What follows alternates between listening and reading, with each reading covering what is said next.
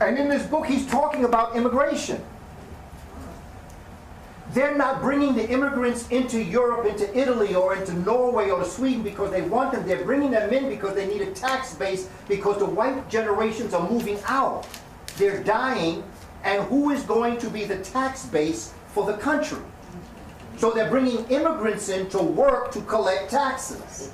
That's why, and then there's a whole, like there's 3/4 of Europeans saying, no, we got to bring the immigrants in. There's 1/4 that is so caught up in their craziness that they say, we don't want them brown people up in here. We don't want them black people here.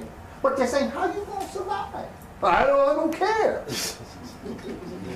You saw in Race War, Jared Taylor.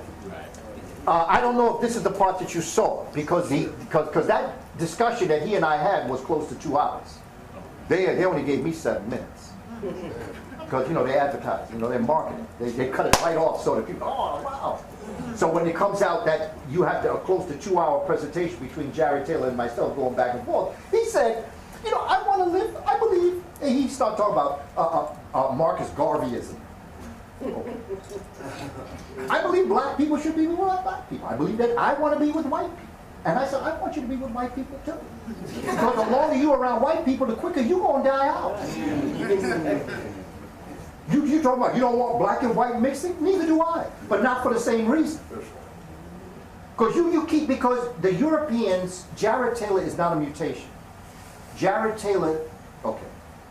Africans moved into the northern climate. Going to do this real quick just to give you a summary. Africans move into the northern climate. They're caught up in the warm ice age. They begin to depigmentate. To depigment themselves, their morphology, their body type changes, noses change, they become aquiline, because in Africa, the warmth and all those plants and chlorophyll, sucking up all that oxygen, the nose widens to get up all that oxygen up in the nose, so there's a wide nasal index. When Africans got into the cold, and then that freezing air was going up, it had to become small. Lips became small. Pigmentation. In your hair follicle, in the sebaceous gland, you have sacs of an oily, waxy substance known as sebum. S-E-B-U-M. These sacs periodically explode and send this oil up to the surface of your skin, because you have basically more hair on your head, but you have it all over your body. Have you ever felt and you say, wow, it feels a little waxy?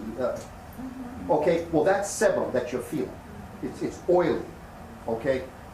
And it actually comes up to protect your skin for whatever reason you may need. Science, it's not personal. In the hair texture, when the sebum goes up to the scalp and rests on your head, it protects your scalp from the harmful rays of the sun. But sebum, in conjunction with your hair follicles, will twist the hair and kink it and make it curly or nappy or whatever you want to call it. But when this African got into the cold climate, the oil no longer was burnt away.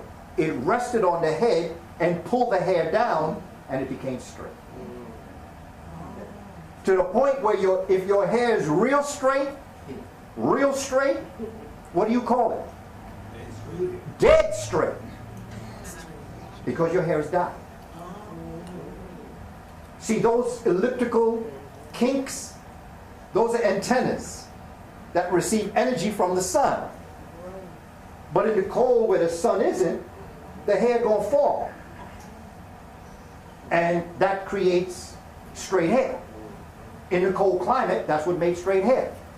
The blackness or the brownness or the pigment of the eye went away, so the eye color changed from black to brown to light brown to green to hazel to blue.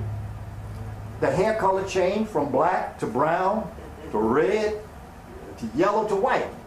White as it relates to albinism, not age. So this human being changed morphologically and physiologically. And then they came back to the southern lands, but nature had told them, when they were still in their right mind, look, you see them caves over there? You see them animals? Put the clothes on. Go into them caves, hide up in there, And then when this ice age ends, I want you to return back south.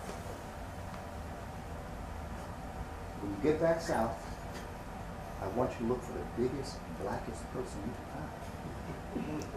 Get back on the human chain to survive.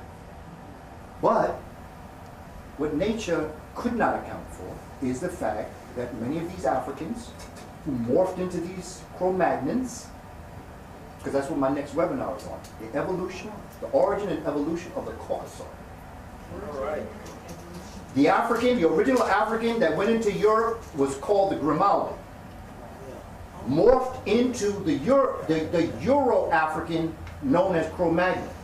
So when Cro-Magnon came back out the mountains, Cro-Magnon should have found the biggest, blackest Grimaldi in order to get back on the human chain. But what Cro-Magnon did is that in the calcification of their pineal gland, they swore, I'll never go back to the origin. I'm only going to mate with myself.